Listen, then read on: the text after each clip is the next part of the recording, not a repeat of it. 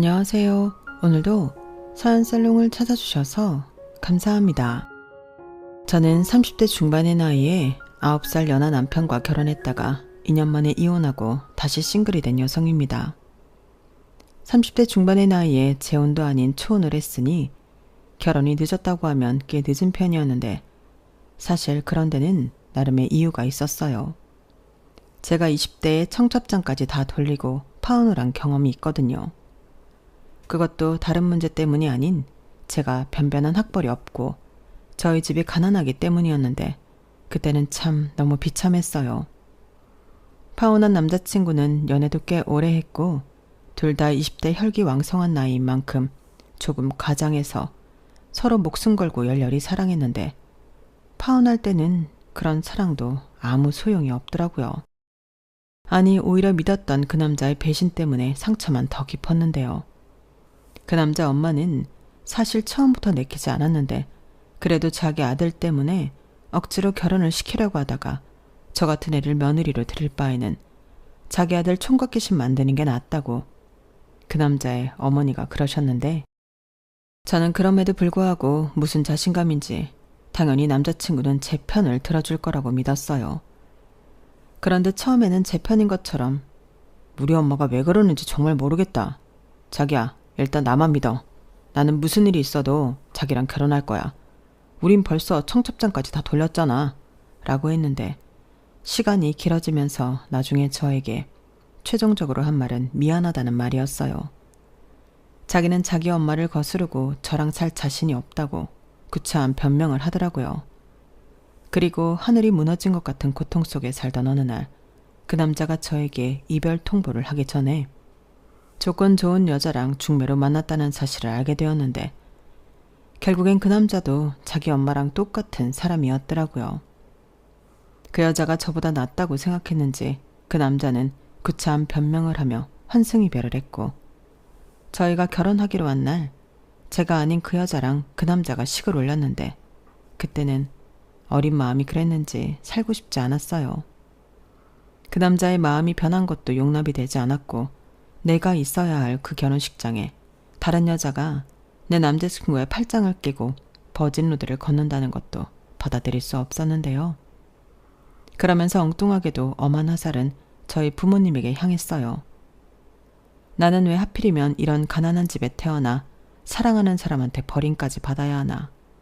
환경을 탓하고 부모님을 원망했는데 20대라고 몸은 성인이었지만 속은 덜 자란 아이가 그대로 있었죠. 그러니 저 때문에 저희 부모님도 많이 속상해하시고 상처도 받으셨을 텐데 그걸 모르지 않던 저는 앞으로 내 인생엔 결혼 따위는 생각도 하지 않으리라 다짐하며 그저 가난에서 벗어나고 싶어 발을 동동거리며 돈을 벌었어요. 100만 원을 벌면 10만 원 쓰고 구심하던 저금하던 게 바로 저였는데 제가 당시는 미용 보조 일을 하다 그제야 조금씩 손님을 받기 시작한 초보 디자이너였거든요. 디자이너는 월급제도 있지만 제가 일한 곳은 가게와 수익을 나누는 형식이었는데 지금은 많이 개선되었다고 하지만 저 때만 해도 디자이너라 함은 겉은 화려해 보여도 빈익빈 부익부가 상당했어요. 하지만 어느 누구도 내가 돈을 많이 못 번다고 그걸 티내고 싶어하는 디자이너는 없었는데 그러니 버는 것보다 쓰는 게 더 많은 사람들도 제 주변에 많았어요. 그리고 저는 그렇게까지는 하지 않았지만 손님 자체가 별로 없는 디자이너라 이것저것 다 떼고 나면 정말 100만 원 겨우 챙겨갔는데 그래도 저는 티끌 모아 태산이 정말로 있다는 걸 증명하려 했죠. 그렇게 돈을 벌어 부자가 된다면 더는 아무도 저를 무시하고 상처 주지 못할 거라 믿었는데 저도 남부럽지 않게 떵떵거리며 살고 싶었어요. 지금은 10만 원으로 겨우겨우 살지만 나중엔 명품도 사고 자기 관리에 돈도 많이 쓰고 좋은 차도 타면서 제 인생을 지금 있는 위치보다 더 나은 곳으로 옮겨놓고 싶었는데요. 그렇게 일을 악물고 하루에 14시간 일을 하니 이렇게는 아니다 싶었던 부모님이 처음이자 마지막으로 대출까지 받아 저더러 가게를 차리라고 하셨어요. 아마도 딸이 결혼 문턱까지 갔다 가난한 집 딸이라는 이유로 파혼을 당해 제가 돈에 더 집착하고 자기 인생도 못 살고 있다 겁을 먹으신 것 같았는데, 하지만 저도 염치가 있지 그 돈을 차마 덥석 받을 수는 없었어요. 이게 무슨 돈이야? 엄마 아빠가 무슨 돈이 있어서 이런 큰 돈을 주는 거야. 됐어, 내가 벌면 돼. 아니야, 이 돈으로 너 가게 내. 남 밑에서 일해서 언제 돈을 버니? 네가 그랬잖아. 네 손에 들어오는 돈이 너무 적다고. 그러니까 그러지 말고 이제 네 가게 해. 얼마를 벌어도 네가 고생한 건데 네가 다 가져야지. 그래도 괜찮아. 우리도 한 번은 자식 위해서 뭐라도 하고 싶어. 그래야 부모지. 엄마 아빠도 이 돈 넣어줘야 다리 뻗고 잘 수 있을 것 같아서 주는 거야. 정말? 그럼 정말 나 이 돈 받아도 되는 거야? 저는 순간 엄마 아빠의 마음이 고스란히 느껴져서 목이 메어 그 이후에는 아무 말도 하지 못했어요. 그리고 그 돈이 너무 소중해서 돈에 대한 집념이 더 많이 생겨났는데, 그래서 부모님이 주신 돈과 제가 그동안 모은 돈, 거기에 빚을 조금 내서 저는 처음으로 동네 미용실이긴 했어도 제 가게를 차렸어요. 물론 첫 술에 배가 부를 수는 없었기에 가져가는 거 하나 없이 대출금, 월세, 공과금 내기 급급했는데, 그래도 이 모든 시간이 자립을 하기 위한 시간이라고 생각하며 인내했던 저는 1년 뒤 조금씩 돈을 모을 수 있었어요. 그렇게 한 달에 한 번 쉴까 말까 하며 하루에 16시간씩 일을 하며 5년을 견디니 저는 드디어 제가 바라던 생활을 할 수 있게 되었는데요. 일단 5년이 지나고 저는 목도 좋고 규모도 넓혀서 가게를 이전했고 직원도 3명이나 두고 대표 원장이 되었죠. 그러자 몫이 좋은 탓인지 단골도 많아지고 여기저기서 실력 좋은 디자이너라고 소문도 나면서 그때부터는 어지간한 월급쟁이보다 제가 더 돈을 많이 벌었는데, 그래서 부모님에게 감사의 표시로 매달 2분께 각각 100만 원씩 용돈을 보내드렸어요. 부모님이 주신 종잣돈이 없었더라면 이런 생활은 꿈도 꾸지 못할 것을 너무나도 잘 알았기 때문에 꼭 보답을 해드리고 싶었는데, 그 뒤에는 워낙에 돈이 한이 맺혀서 그런지 이젠 그동안 고생한 저를 위해 돈을 쓰고 싶었죠. 그래서 내내 꿈만 꾸던 집을 강남 신축 오피스텔로 옮겼고, 월세이긴 하지만 그 정도는 유지할 수 있었는데요. 제 꿈은 거기서 멈추지 않았죠. 집을 바꾸니 차도 바꾸고 싶었거든요.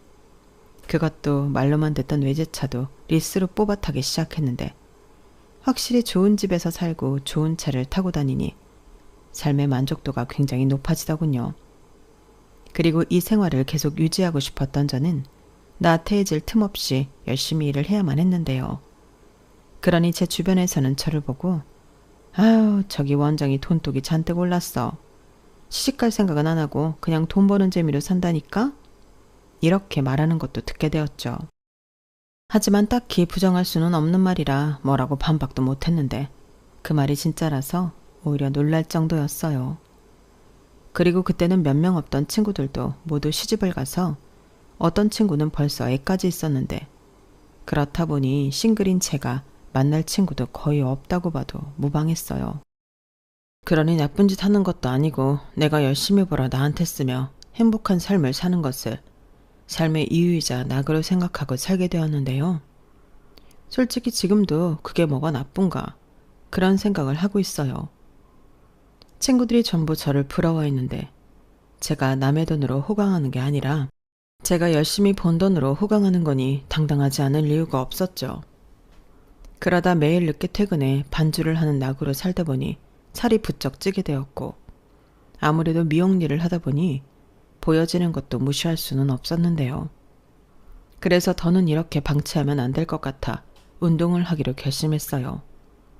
그리고 손님이 붐비는 시간대는 안 되고 평일 오전 시간에 운동을 하기로 했는데요. 처음에 무작정 헬스클럽 회원권을 끊어 무작정 운동을 하는데 살이 잘 빠지지 않더라고요. 그래서 고민 끝에 PT를 받기로 결심했고, 비용은 좀 들었지만 만족도를 위해 저는 제 자신에게 투자를 하기로 했어요. 그리고 딱 봐도 저보다 한참은 어려 보이는 트레이너의 지도를 받으며 운동을 시작했는데 신기할 정도로 효과가 있어서 놀랐다니까요. 그 후로 재미가 붙어서 저는 매일 운동을 갔고, 트레이너와 매일 만나다 보니 누나 동생 하면서 편하게 지냈는데 어려서 그런지 그 트레이너는 정말 남동생 같고 편하더라고요. 그리고 그러던 어느 날 대뜸 이 동생이 저한테 좋아한다고 고백을 했는데 그때는 너무 의외라 깜짝 놀랐어요. 그러자 제 놀란 얼굴을 보고 그 남자는 자기는 진심이라고 저한테 진지하게 결혼을 전제로 만나보자고 했는데요. 평소 같으면 됐다고 바로 거절을 했을 저였는데 그날은 그러지 못했어요. 마치 심장이 밖으로 튀어나올 것만 같이 심장이 빨리 뛰었는데 저는 정말이지 그 남자가 저를 좋아하고 있을 거라고는 상상도 해보지 못했어요. 특히 9살이나 어린 남자가 왜 나 같은 늙은 여자를 좋아하겠나 의심도 많이 했는데 시간이 지나면 지날수록 그 남자의 진심이 저한테 와닿더라고요. 그렇게 정신을 차리니 저는 9살이나 어린 남자친구를 둔 능력 있는 여자가 되어 있었는데요. 지금 생각해도 낯이 너무 뜨겁네요. 그 사랑 따위가 뭐라고 나이도 적지 않은 여자가 남자 앞에서 표정 관리도 못하며 빠졌는지 저는 또다시 그렇게 사랑이라는 감정 때문에 행복하면서도 멍청해졌어요.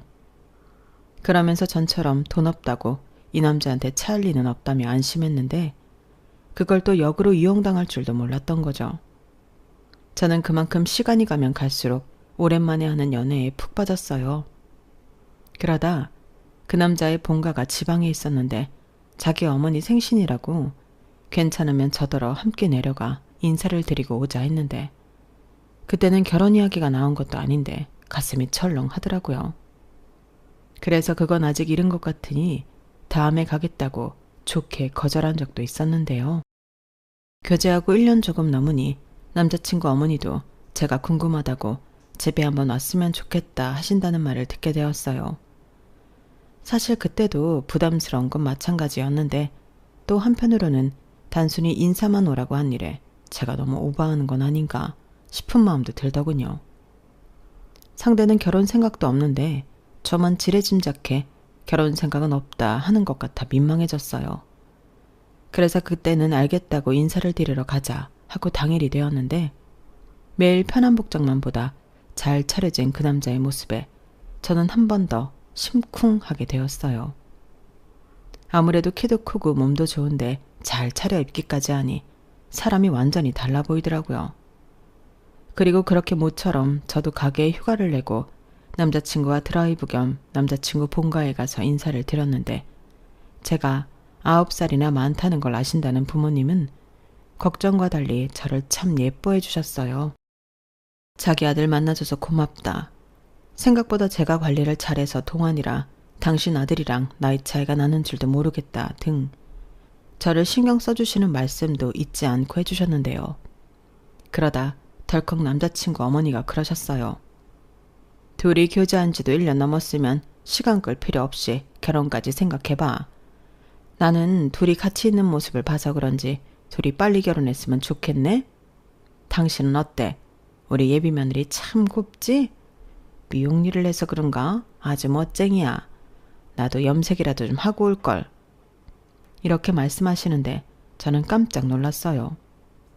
하지만 정작 남자친구는 놀라지도 않고 저만 좋다고 하면 결혼하고 싶은 마음이 진적부터 있었다고 하는데 이게 참 좋기도 하고 당황스럽기도 해서 어지러울 지경이었어요. 그래서 그저 어색하게 웃고 글쎄요 하며 생각해보겠다는 말만 하고 자리에서 일어났는데 저희 부모님에게 이 이야기를 하니 너무 좋아하셨어요. 그러게 배필은 다 있는 거라고 하시며 저더러 망설일 필요 없으니 결혼을 하라고 하셨는데 저는 어떻게 해야 할지 고민이 많았어요. 지금이야 콩깍지가 씌어서 9살 나이 차이도 별게 아니라고 생각하겠지만 결혼 후엔 서로 안 이쁜 구석도 보고 그럴 텐데 저는 자신이 없더라고요.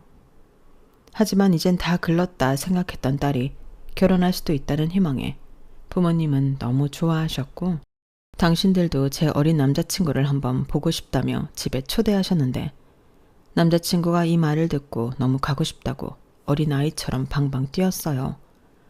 그래서 우리 부모님 보여주는 거야 상관없겠지 싶은 마음에 저는 남자친구를 데리고 집에 갔는데요. 저희 부모님이 그렇게 활짝 웃는 모습을 그날 처음 봤어요. 그때 왜 그리 마음이 심란하던지. 저는 다 잊고 돈 버느라 정신없이 살았는데 우리 부모님은 내 파온 후 딸이 이대로 혼자 늙어 죽을지도 모른다는 걱정 속에 살았구나. 몰랐던 부모님의 마음을 알게 되었어요. 그때는 저도 마음이 많이 속상했어요. 결혼 그게 뭐라고.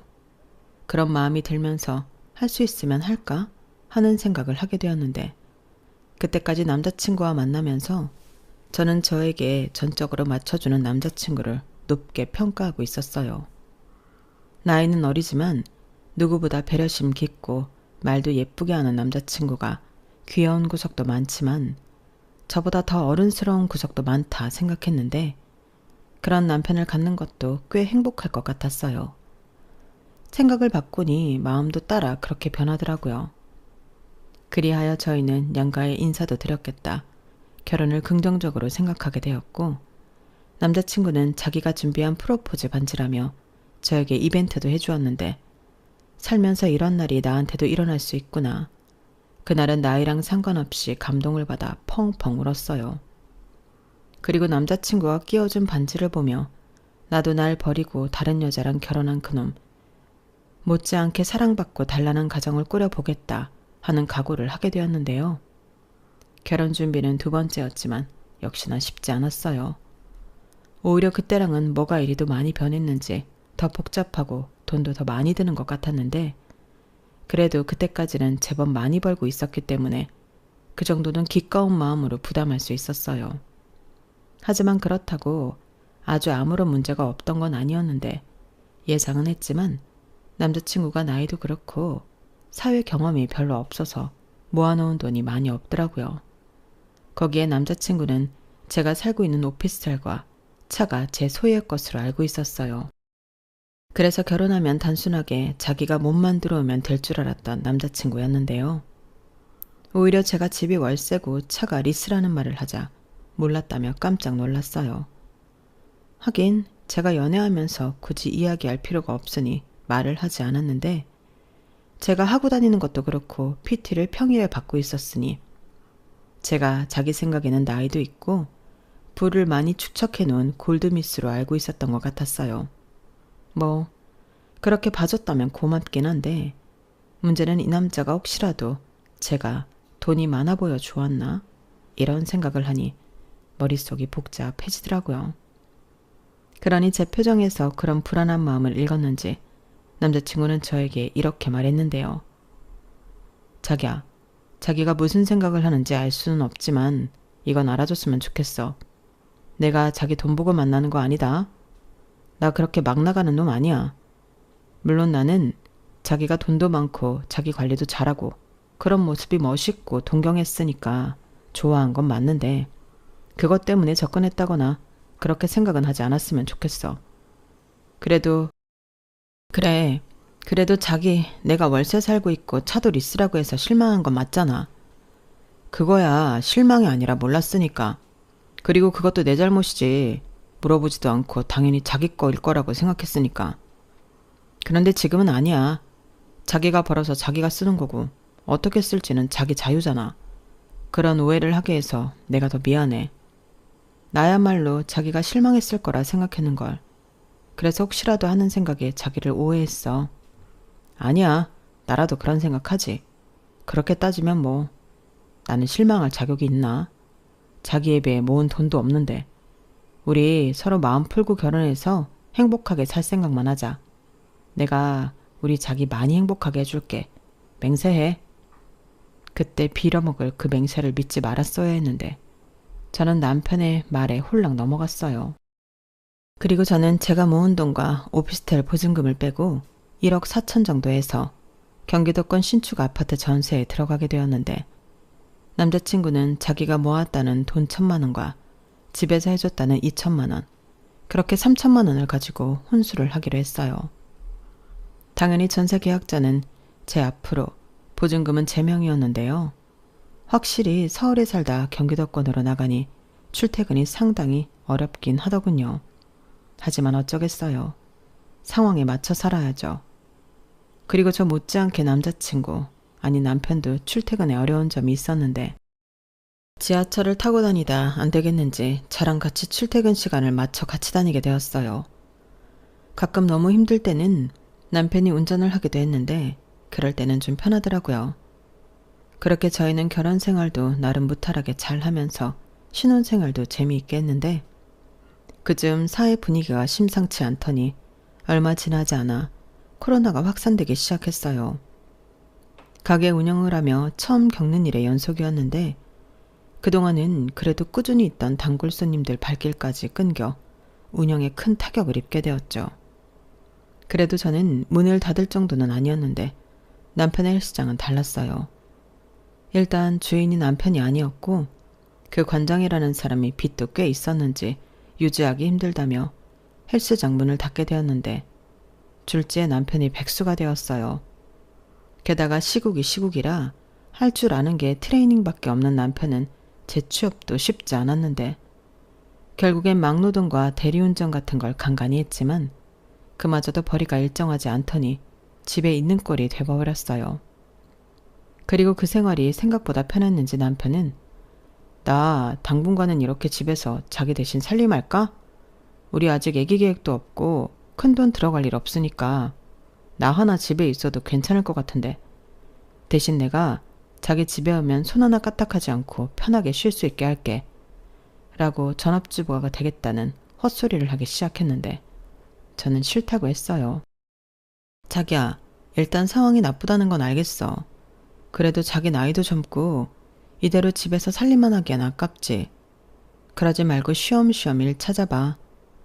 저는 일부러 남편이 기분 나빠할까 최대한 조심하며 말을 했는데 이것도 지금 생각하면 너무 웃긴 것 같아요. 눈치는 제가 아니라 백수인 그놈이 봐야 하는데 제가 백수 남편 기분 상할까 신경을 쓰고 있었으니까요. 아무튼 그때는 그렇게 이야기가 일단락 되었고 저는 옆에서 쪼지는 않았어도 남편이 하루빨리 재취업에 성공하길 바랬는데 어째 남편에게서는 취업을 하겠다는 의지가 전혀 보이지 않더군요. 게다가 살림은커녕 집에서 게임만 하는 남편의 모습이었는데 제가 늦은 시간 퇴근하고 집에 들어가면 남편은 설거지도 하지 않아 싱크대에 라면 먹은 것이며 이것저것 설거지거리가 한가득 쌓여 있었어요. 그리고 트레이너로 몸 관리에 신경 쓰던 모습은 어디로 가고 배만 볼록 나오는 등 한심하기 짝이 없었는데 내가 남편을 데리고 사는 건지 큰아들을 데리고 사는 건지 분간이 안 되더라고요. 가뜩이나 가게도 예전처럼 되지 않아 스트레스를 받고 있었는데 집에 오면 남편이 저러고 있으니 저는 더 열받을 수밖에 없었고 그 즈음부터는 전에 하지 않았던 부부싸움도 많이 하게 되었는데 남편은 마치 저를 잔소리 심한 엄마로 아는 것 같았죠. 그렇게 조금씩 삑다선을 타기 시작한 남편은 심지어 저에게 장을 봐놓고 가라, 배고프니 배달을 시켜줘라 등등 요구사항이 많아졌는데 제가 자꾸 그런 요구사항을 들어주면 일자리를 더 찾지 않게 될까 싶어 저는 남편의 요구사항을 들어주지 않았어요. 그러자 이 어린 놈의 남편이 자기 집에 전화해 엄마 나 10만 원만 나 반찬 좀 보내줘 이런 정신나간 말을 한 것 같았고 시어머님은 자기 아들이 직장에서 잘려 실업자 신세라는 걸 알고 계셨지만 그런 아들이 안쓰럽다며 저더러 신경을 더 써줘라 하셨는데 황당했죠. 자고로 남자는 집에서 길을 펴고 살아야 나가서도 길을 펴고 하는 일마다 잘 된다. 내 아들 집에서 논다고 구박하지 마. 그럼 못 쓴다. 그리고 우리 아들 쉬는 김에 집에 갔다 왔다 편하게 하게 네가 타는 차도 좀 주고. 너는 지하철 타고 다니면 되잖아. 요즘 손님도 가게에 별로 없다며. 그럼 쉬엄쉬엄 대중교통 타도 되겠네. 이렇게 말씀하셨는데 순간 내가 무슨 말을 들은 건가. 저는 제 귀를 의심했어요. 그리고 이내 제정신을 차린 저는 차를 일하는 사람이 타고 다녀야지 집에서 노는 사람이 왜 필요하냐고 남편이야말로 버스를 타던 기차를 타던 대중교통을 이용해야 하지 않겠냐고 말을 했는데 시어머니가 어디서 배워먹은 버르장머리냐고 남편이 어리다고 막 먹더니 이젠 시어머니도 웃음냐고 화를 내셨는데 저는 그런 상황이 짜증나고 싫었어요. 일단 남편부터가 정신을 못 차리니 이런 문제가 계속된다는 생각을 지울 수가 없었는데, 그러다 또 뭔 수로 알았는지 제가 친정에 돈을 보내드리고 있다는 사실에 남편이 혼자 뒤집어졌어요. 그때 당시는 시국 탓에 수입이 들어 친정에 50만 원씩 100만 원을 매달 보내드리고 있었는데, 제 통장을 뒤진 건지 제 아이디로 인터넷 조회를 해본 건지 왜 시댁이랑 친정을 차별하냐고 아주 입에 개거품을 물더라고요. 그러면서 자기 집에도 똑같이 100만 원을 매달 입금하라고 저에게 명령까지 했는데, 저도 그때 이성의 끈이 뚝 하고 끊어졌어요. 내가 번 돈으로 우리 부모 용돈 챙겨드리는데 네가 뭔 참견을 하냐. 저도 사납게 쏘아붙였는데, 저는 남편이 자존심이 상할 것을 알고 있었지만 일부러 그럼 너도 벌어서 용돈 보내드려 라고 남편 속을 긁었는데, 그렇게라도 남편이 자극을 받거나 제가 저희 부모한테 용돈 드리는 걸 문제 삼지 않길 바랬어요. 하지만 남편은 지금 자기 백수라고 무시하는 거냐며 더욱 열폭하기 시작했고, 자기는 지금 자기 집에 돈을 안 보내줘서 뭐라고 하는 게 아니라 왜 양가를 차별하냐고 저에게 불만을 얘기한 거라고 했는데, 그러면서 한다는 말이 정말 어이가 없었어요. 우리 결혼할 때 장인 장모님은 한 푼도 안 보태셨잖아. 대신 우리 집에서는 2천만 원이나 보탰어. 그럼 용돈을 들여도 우리 부모한테 줘야지. 왜 엄한 사람들이 돈을 받아? 이렇게 말했는데, 하마터면 그 동그란 뒤통수를 3개 칠 뻔했죠. 그래서 저도 지지 않고 말했어요. 두분 뭐 입이 없나요? 말 잘했다. 그럼 우리 하나하나 다 따져볼까? 그래서 자기는 자기 1,000만 원, 부모님이 2천만 원에서 3천 가지고 왔지. 근데 나는 모아놓은 거랑 보증금 빼서 1억 4천 가져왔어. 그리고 내 가게 차릴 때 우리 부모님이 5천만 원 해줬고, 그걸 기본으로 지금 가게가 있는 거야. 그런데 내가 지금 우리 부모님이 우리 결혼할 때 돈 안 보탰다고 시댁만 챙기는 게 맞아? 어디서 돈이 나왔건 내가 자기보다 1억 1,000만 원 더 가져온 건 사실이잖아. 그거야. 그렇지만 내가 나이도 어리고 월급도 적어서 모은 돈이 그것뿐인 걸 어떡해. 아무튼 나도 서운해. 내 부모만 불쌍하잖아. 요즘 경기도 나빠져서 힘든데. 저는 남편의 말에 웃음이 나왔어요. 경기가 나빠져서 힘든 건 저도 마찬가지인데, 남편은 제 돈을 갖다 쓸 줄만 알지 제가 힘들 거라는 생각은 전혀 하지 못하는 것 같았거든요. 그리고 이 결혼도 제가 하고 싶어 매달린 게 아니고 지가 모은 돈도 없으면서 저 아니면 안 된다고 매달려 한 결혼인데, 내가 왜 이제 와서 이런 말을 듣고 있나. 남편에게 실망이 이만저만이 아니었어요. 그리고 그때 깨달았죠. 이 남자는 자기 입으로 아니라고 했지만 돈 잘 버는 나랑 살면서 편하게 제 돈으로 집에 효도도 하고 일도 안 하고 집에서 게임이나 하면서 놀고 먹고 싶었다는 걸요. 그렇게 퍼즐 조각이 모두 맞춰지며 제가 사기 결혼을 당했다는 생각이 들자 저는 잘못된 걸 하루라도 빨리 잡아야겠다는 마음밖에 들지 않았는데, 그래서 남편 빼고 친정 부모님과 함께 시댁으로 향했어요. 그때가 마침 코로나가 정점을 찍고 거리두기가 완화되었을 때였는데, 저는 양가 어른들께 이혼을 생각하고 있다고 솔직하게 말했어요. 그러자 날벼락을 맞은 듯 양가 부모님이 놀라셨는데, 특히 저희 부모님이 많이 놀라시더라고요. 딸이 이혼녀가 된다고 생각하니 무슨 큰일이라도 일어나는 줄 아는 것 같았어요. 그러니 그 모습을 보고 당황했다가 의기양양해진 시어머니는 팔짱까지 끼며 요거 봐라 하는 듯 저를 쳐다보셨는데, 이게 다 제가 속물이라 그렇다고 하시더군요. 사돈분들은 기분이 나쁘시겠지만 딸을 아주 예의도 모르고 이기적으로 키우셨습니다. 지금 우리 아들이 직장 잃고 돈도 못 벌어오니 얘가 이혼 소리를 하는 거죠. 전에 제가 아무리 나이 어린 남편이라도 남편은 남편이니 잘 해주라고 했는데 싫다고 했어요. 어머니, 제가 언제요? 그거야 제가 타는 차를 남편에게 주라고 하니까 싫다고 한 거죠. 걔가 집에서 노는데 왜 차가 필요해요? 뭐? 걔? 너 지금 내 아들을 내 앞에서 걔라고 했니? 아유, 사돈 죄송합니다. 너 빨리 사과 안 드려? 아무리 나이가 어려도 그렇지 정서방이 네 동생이야? 엄마도 좀 가만히 있어. 걔가 지금 집에서 남편 노릇을 하는 줄 알아? 누가 보면 내가 어릴 때 사고쳐서 낳은 큰아들인 줄 알아. 밤새 게임하고 오후 늦게까지 쳐 자고 지 배고프면 남 일하는데 전화해서 배달시켜달라고 하고 일할 생각은 눈꼽만큼도 없다니까. 나도 가장 노릇하라고 하고 어떡하든 직업 알아보고 다니고 하면 이렇게 무시하진 않아. 내가 뭐 다 큰 남의 집 아들 대신 키우려고 결혼했어? 그래서 뭐 정말로 이혼이라도 하겠다는 거야? 너 내 아들 버릴 거면 제대로 돈 해주고 버려라. 설마 내 아들 몸만 내쫓겠다는 더러운 심보는 아니지? 너 진짜 그런 거면 나 안 참아? 안 참으시면 어쩔 건데요. 어머님이야말로 아들한테 집에서 그렇게 놀지만 말고 뭐라도 좀 하라고 하셔야죠. 애당초 어머니도 아들한테 싫은 소리 할 생각 없으시잖아요. 그럼 뭐 가운데서 저만 죽어요? 저 싸가지 보십시오. 죄송합니다, 사돈. 너 정말 왜 그래? 너 이런 모습 우리한테 보여주려고 여기 같이 가자고 했어? 저런 모습을 보고 딸이 시집 잘못 왔다는 거 알라고. 근데 엄마는 지금 누구 편이야? 엄마야말로 왜 이래? 그래, 그건 우리 딸 말이 맞지. 당신은 누구 엄마야? 나도 내 딸 혼자 고생하는 거 마음에 안 들었어. 아무리 나이가 어려도 남편이고 가정이면 책임을 져야지. 집에서 그게 뭐야? 지원이 너 마음 굳힌 거면 아빠는 찬성이다. 바깥사돈, 진심이세요? 지원이 이제 내일 모레면 40이에요. 그런데 이혼을 시킨다고요? 40이면 어떻고 50이면 어떻습니까? 제 눈에는 아직 젊고 어린애예요. 내 딸이 뭐가 하셔? 대개 아들을 건사합니까? 사돈도 아들 그렇게 키우지 마십시오. 어머, 기가 막혀. 지금 아들 가진 부모한테 큰소리 치시는 거예요?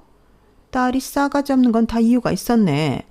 나는 나이가 많으니까 이해심이라도 많을 줄 알고 결혼시켰더니 돈도 쥐뿔 별로 없고 속도 좁네. 뭐라고요? 그날 제 잘못인지 모르겠지만 양가 부모님 사이에는 불꽃이 튀겼어요. 그리고 저는 처음으로 저희 엄마에게 실망해 서운한 마음이 생겼고 그렇게 상황은 별로였지만 제 의사는 제대로 전달하고 올 수 있었는데요. 그 사이 시어머니가 남편에게 이 사실을 모두 이야기하셨더군요. 뭐 예상은 한 일이었어요. 그런데 무슨 생각을 하고 있는 건지 남편은 그날 집에 들어오지 않았고 다음날 사족 보행을 하며 술이 떡이 되어 집에 들어왔는데 그때는 집단에 이혼 소리가 나오니 심란해서 저러나 싶었죠. 하지만 이내 남편놈의 시커먼 속을 들을 수 있었는데요. 그 계기는 백수주제에 제 카드를 훔쳐가서 단란주점에 200만 원가량을 긁고 온 거였어요. 당연히 저는 금액과 사용처를 보고 화가 머리 꼭대기까지 났어요. 그래서 카드를 뺏고 따져 물으니 자기가 한턱을 냈다고 짜증나는 말만 골라 했는데 자기가 그렇게라도 해야 체면이 서는 걸 어쩌냐고 도리어 화를 내는 거 있죠. 지금 내 친구들은 몇 살 여자 만나는 줄 알아? 전부 20대 여자 만나고 있어. 그런데 너는 내일 모레 40이지. 나만 늙은 여자랑 살고 있는데 돈이라도 마음껏 써야지. 내 친구들은 내가 왜 늙은 여자랑 결혼했냐고 동정하고 지랄인데 내가 그랬어. 우리 마누라는 이렇게 카드 준다고. 얼마를 쓰던 뭐라고 하지 않는다고. 이런 면이라도 있어야 나도 밖에 나가 떵떵거리면 살지. 이런 개소리를 하는데 그러면서 마지막 말에 저는 그놈을 있는 힘껏 두들겨 패줬어요. 늙은 마누라 데리고 살아주는 걸 고맙게 생각해. 나 일하고 싶은 마음 따위 없어. 내가 왜 일을 해? 돈 벌어오는 기계 마누라가 있는데. 나는 평생 자기가 벌어오는 돈으로 놀고 먹고 즐기고 살 거야. 9살이나 어린 영계랑 사는데 그 정도는 감당해야 하는 거 아니야? 저는 저딴 말을 듣고 돌지 않을 자신이 없었어요.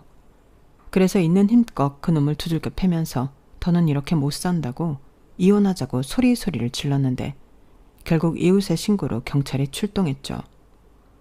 그리고 전후 상황을 다 들은 경찰은 일단 둘이 분리시키는 것이 좋을 것 같다며 남편을 데리고 나갔고 남편은 왜 자기가 나가냐고 저를 끌고 나가라고 했는데 경찰분들도 혀를 내둘렀어요. 그리고 한 경찰분이 아무리 화가 나도 폭력은 범죄라고 남편이 저를 신고하면 저도 억울한 일이 생긴다 말씀하셨는데 그렇게 그 일은 마무리가 되었어요. 하지만 제 이혼에 대한 결심은 더욱 견고해졌는데 술에서 깬 남편도 지 잘못은 알고는 있는 건지 저에게 순순하게 이혼을 해주겠다고 했죠. 듣던 중 반가운 소리였어요. 그런데 이혼을 해주는 대신 조건이 있다며 저에게 아파트 보증금 절반을 달라고 요구하는 남편이었는데 저는 당연히 들어줄 마음 따위는 없었어요. 사기 결혼당한 것도 억울한데 제가 왜 피 같은 제 돈을 그놈에게 주겠어요. 더욱이 그 돈은 제가 결혼 전 제 힘으로 모은 제 재산이라는 증거가 있어 남편이 임의대로 뺏어갈 수도 없는 돈이었는데 차도 마찬가지였죠. 리스였기 때문에 굳이 따지자면 제 것이 아니었으니까요. 그렇게 남편은 저한테 가져갈 수 있는 돈이 없었는데 그 사실을 제가 말하니 약올라 미쳐하는 모습을 보이더군요. 그러고는 태세 전환을 하기로 했는지 이딴 말을 하기 시작했는데 그땐 제가 약이 올라 미칠 것 같았어요. 그럼 그냥 이렇게 살아. 나도 뭐 돈도 못 받을 거면 나 대신 돈 버는 사람 옆에 두는 게 당연히 좋지. 뚫린 입이라고 말 함부로 하지 마. 내가 왜 너 대신 돈을 벌어? 사지육신 멀쩡한데 그 나이에 그 체력에 집에서 놀고 먹겠다고? 사지육신 멀쩡한 게 뭐? 내가 일하기 싫다고 하잖아. 그럼 어린 남편이 밖에 나가 돈까지 벌면서 늙은 마누라 건사할 줄 알았어? 굶게 해. 내가 그럴 마음이었으면 너랑 왜 결혼을 하냐? 나도 내 인생 걸고 한 결혼이야. 정말 기가 막혀서 말이 안 나온다. 그러니까 그 말은 네 인생 걸고 편히 데리고 살아줄 여자를 찾았다는 거야? 그런 마음이었으면 한 40, 50살 차이 나는 할머니를 만나지 그랬어. 그럼 오늘 내일 하다 유산도 남겨주고 그럴 텐데 9살이면 너무 적은 나이 차이 아니야? 그래도 내가 체면이랑 가오가 있지. 어떻게 우리 엄마보다 늙은 할머니를 만나 장가를 가냐? 무튼 돈 주는 거 아니면 나는 이혼할 생각 없으니까 포기해. 포기는 개뿔. 그리고 고맙다. 나 지금 네가 한 말 다 녹음했거든. 나 이걸로 소송할 거야. 네가 그렇게 나오면 내가 이혼 못할 줄 알았니? 넌 나이만 어린 게 아니고 지능도 어린가 보다.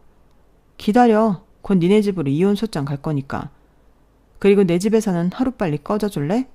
참고로 집 비밀번호는 진작에 바꿨다. 저는 자리에서 일어나며 남편에게 말했어요.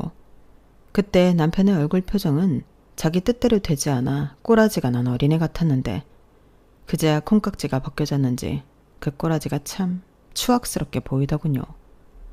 그리고 저는 최대한 빨리 이혼 소송을 진행해줄 변호사 사무실을 찾았고 이혼 소장을 송달받은 남편과 시부모님은 저한테서 한 푼이라도 더 뺏어오려 준비를 하는 것 같았는데요. 결론적으로는 자기네들이 불리할 것 같으니 합의 이혼하자고 먼저 연락이 왔어요. 그러면서 자기들이 처음 들고 장가를 간 건 3천만 원 돌려달라고 하는데 결혼이 무슨 물건도 아니고 저한테 환불을 해달라니 어이가 없었어요.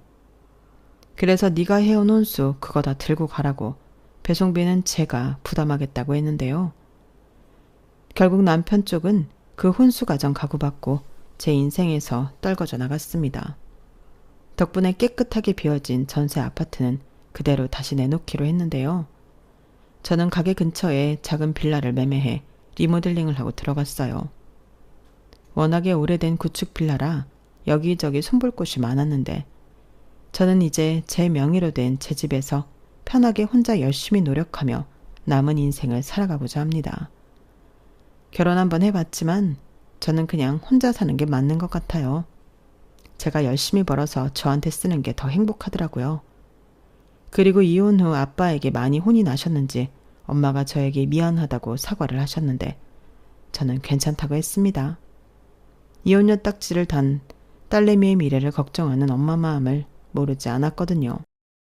그리고 걱정과 달리 잘 사는 모습을 보여줄 테니 걱정하지 말라고 했는데요. 저는 현재 그 약속을 지키기 위해 여전히 고군분투하며 지내고 있답니다. 코로나가 끝나고 다시금 가게는 예약자가 꽉 찬 예전 모습으로 돌아갔고 가게 안도 더 활기가 찼는데 요즘 저는 영화에 관심이 생겨 어학원을 다니고 있어요. 언젠가는 해외에 나가 더 많은 경험을 하고 싶은 꿈이 있는데 그날을 손꼽아 기다리며 계속해서 나이와 상관없이 발전하는 인생을 살고 싶은 마음입니다. 역시 사람은 꿈과 목표가 있어야 그 인생이 더욱 재미있어지는 것 같아요. 비록 남들처럼 결혼해서 예쁜 가정을 꾸리는 그런 인생은 살지 못했지만 저는 저대로 다른 꿈을 펼치며 저만의 행복한 인생을 만들어 가려고요. 어떻게 살든 누구랑 살든 아니면 씩씩하게 혼자 살든 건강 잘 챙기고 저만 행복하게 살면 되는 거잖아요. 저는 그렇게 생각하고 오늘도 내일도 힘내서 열심히 살아가겠다는 의지를 전하며 이만 길었던 사연을 마무리하도록 하겠습니다. 사연은 처음 써보는데 쓸 때는 어려웠지만 다 쓰고 나니 생각도 정리가 되고 좋은 점이 많은 것 같아요. 물론 이런 사연을 쓸 일 없이 행복하게 살면 더할 나위 없이 좋겠지만 어떻게 인생이 마냥 좋기만 하겠어요. 그러니 변덕스러운 날씨가 지나가고 맑은 날이 찾아오듯 우리네 인생도 슬프고 힘들고 괴로운 날이 지나 행복한 날이 찾아오는 거죠. 그리고 그럴 때마다 더 나은 모습으로 지혜롭게 살 수 있다면 그 인생이야말로 참 멋진 인생이 아닐까 싶은 마음인데요. 아직 많은 날을 살진 않았지만 지나온 날보다 살아갈 날이 더 행복하고 멋진 인생일 거라 믿으며 저는 이만 마지막 인사를 드리겠습니다. 그럼 지금까지 긴 사연 끝까지 함께 해주셔서 감사드리고요. 오늘도 내일도 여러분들의 건강하고 행복한 인생을 응원하며 안녕히 계세요. 여러분, 사연 댓글에 응원과 현명한 조언 부탁드려요. 좋아요와 구독은 저에게 큰 힘이 됩니다. 오늘도 좋은 일 가득하세요.